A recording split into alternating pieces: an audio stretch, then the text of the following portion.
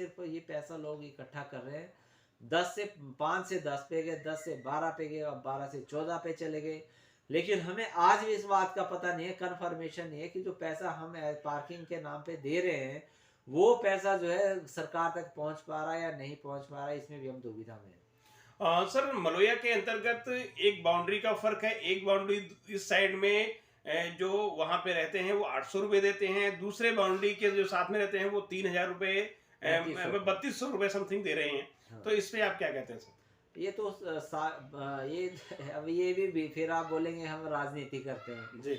BJP के counsellor ने लोगों से, ये जो 3500 वाले लोग हैं वहां पे, ये लोग यहाँ 52 सेक्टर से, जो 52 सेक्टर है वहां से एक कॉलोनी उखाड़ी गई थी और उन लोगों को ये मकान अलॉट किए गए थे। ठीक है सर। और ये जो मकान अलॉट किए गए थे, तो उस टाइम सिर्फ एक जो बीजेपी के काउंसलर थे, उन्होंने जानबूझ के, या उनकी गलती कह कुछ भी कह लो, इन्होंने जानबूझ के वहां पे लोगों को, उस एक काउंसलर की गलती की वजह से आज पूरे पूरे लोग जो है, वो जितने भी लोग 3500 दे रहे, सब प्रताड़ित हो रहे हैं। ठीक है सर। जबकि वो प्रशासन ने ऑप्शन दिया था कि 3500 लेना, उनसे भी 800 लेना, उन्होंने बोला 3500 लो।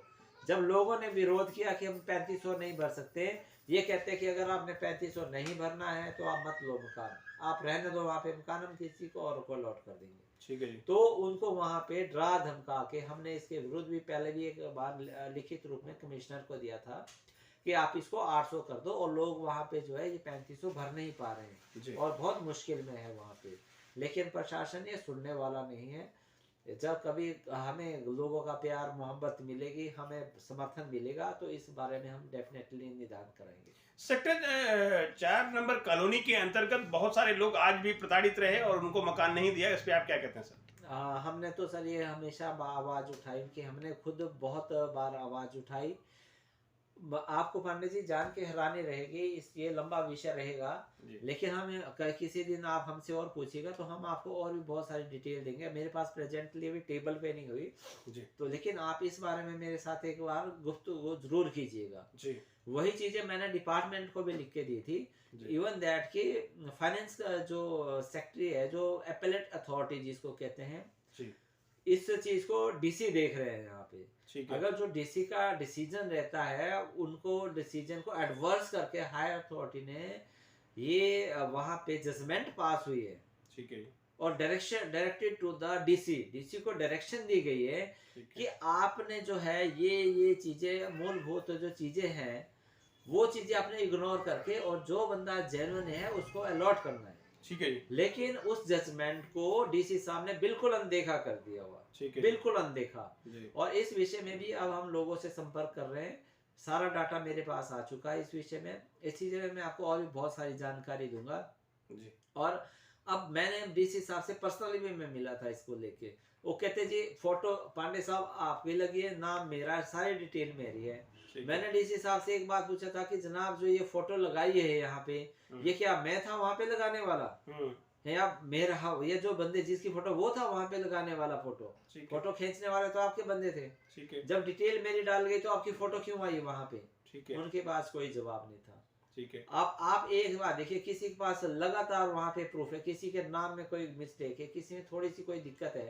अब 15 सालों का रिकॉर्ड उन्होंने देखा, कोई एक बंदा कभी चुनाव में वोट नहीं कास्ट कर पाया तो उसका नहीं, उन्होंने नाम ही काट दिया।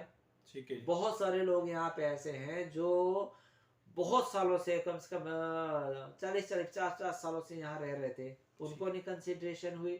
जिस टाइम उन्होंने सर्वे किया था उस टाइम वो लोग, कोई लोग गांव चले गया था, कोई शादी में गया था, कोई कुछ गया था, उनको टोटली इग्नोर कर दिया गया। हमने कहा, फिलहाल हमने रिटर्न में दिया था डीसी साहब को कि हमारी डिमांड इतनी है, जो जेन्युइन लोग हैं कम से कम उन लोगों को मकान मिलना चाहिए। और आपको पांडे जी हैरानी होगी कि बहुत सारे मकान अभी भी खाली पड़े हैं जो कि डैमेजेस होने के गार पे आ रही है, लेकिन ये प्रशासन उसको अलॉट नहीं कर रहा है। सर, रेडी पड़ी के अंतर्गत 2200-2300 रुपए एक वेंडर से ले लिया जाता है, लेकिन ना उसको बिजली की सुविधा है, ना उसको पानी की सुविधा है। वेंडर जाता है लेकिन प्रशासन उसको सुनता नहीं। इस पे आप क्या कहते हैं? प्रशासन है जनाब ये तो। नमस्कार, मैं सुन पांडे, आप देख रहे हैं भारत 17। जैसा कि समाजवादी पार्टी के प्रदेश प्रमुख महासचिव सुरेंद्र ठाकुर हमारे साथ उपस्थित हैं। ठाकुर साहब, जैसे कि अभी समाजवादी पार्टी के प्रभारी भी यहाँ पे आए थे और उन्होंने कार्यालय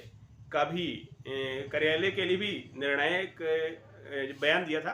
अभी क्या स्टैंड है सर समाजवादी पार्टी का चंडीगढ़ प्रदेश के अंतर्गत? नमस्कार पांडे जी। नमस्कार सर। मैं आपके सभी दर्शकों को भी बहुत बहुत नमस्कार करता हूँ जी। अभी आज ही यहाँ से जो चंडीगढ़ और पंजाब के प्रभारी हैं जी, सरदार कुलदीप सिंह भुल्लर जी और उसके साथ एक पूर्व मंत्री और जो अभी प्रेजेंट में एमएलए हैं अमरोहा से माननीय अली साहब, वो भी आए थे यहाँ पे और उन दोनों लोगों को माननीय राष्ट्रीय अध्यक्ष श्री अखिलेश यादव जी ने इंस्ट्रक्शन दिया था कि चंडीगढ़ के अंदर कार्यालय खोलना है, उसके लिए जमीन और कोई बना हुआ मकान या जमीन कोई हम परचेज करने के लिए देख रहे हैं। ठीक है सर।